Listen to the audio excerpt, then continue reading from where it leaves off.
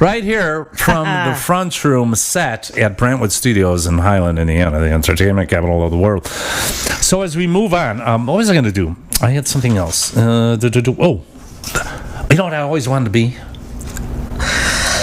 Many things. Well, I always wanted to be a cop, right? Remember I told you that? We did a bit on it several shows back. But I never could because I got involved in all these drugs and drinking. Because you were caught by the cops for a lot of things? Back I would have been a perfect 70s cop. What are you doing? You didn't have a mustache, though.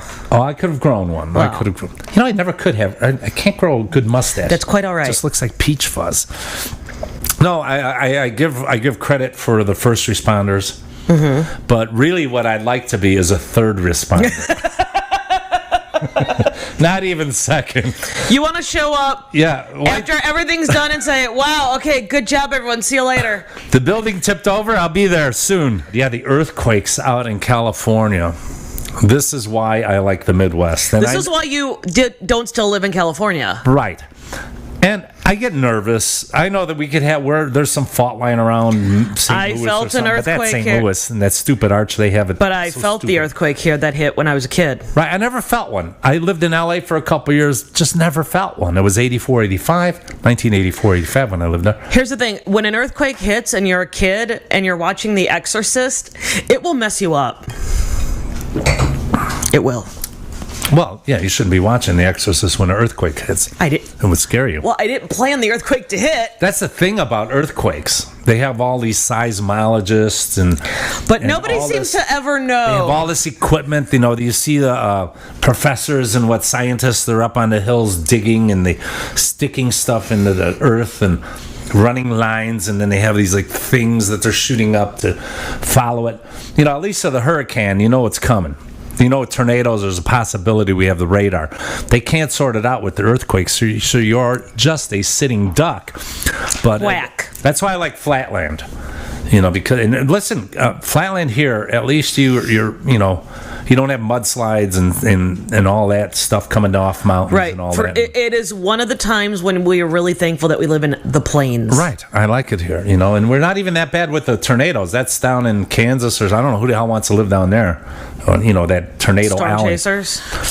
The earthquake's really bad, and it's a couple hours north of Los Angeles. It's sort of between Los Angeles and Las Vegas. Right near Bakersfield. I've been to Bakersfield. It's nice. It's not very deserty out there. Mm. Yes, but it's been 20 years, 30 years from the big one, 89. Right. That was in San Francisco. During the World Series, I believe. Well, there was a baseball game going on at Dodger Stadium that they just kept playing, and people in the audience, I'd be out of there. There was a basketball game going on, too, and the players all stopped and kind of went, what? Because the scoreboard was shaking. Yeah, it was moving. Yeah, see, that's right. And that was in Vegas, I think. And then that same like Navy Pier in Chicago. Who designed that?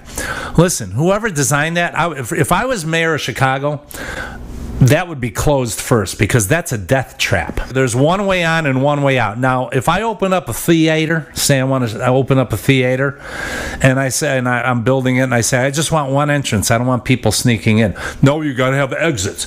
So what's the deal with Navy Pier?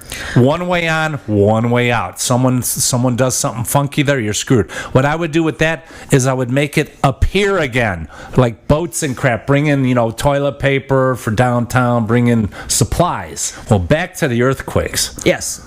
California, you better, all my friends in LA and that, you better head east for at least a few years because the biggie's coming.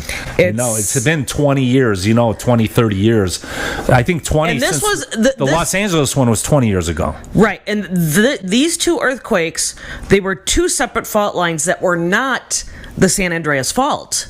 No, it's farther east. They were two different fault lines, these two. She thinks she knows what she's talking about.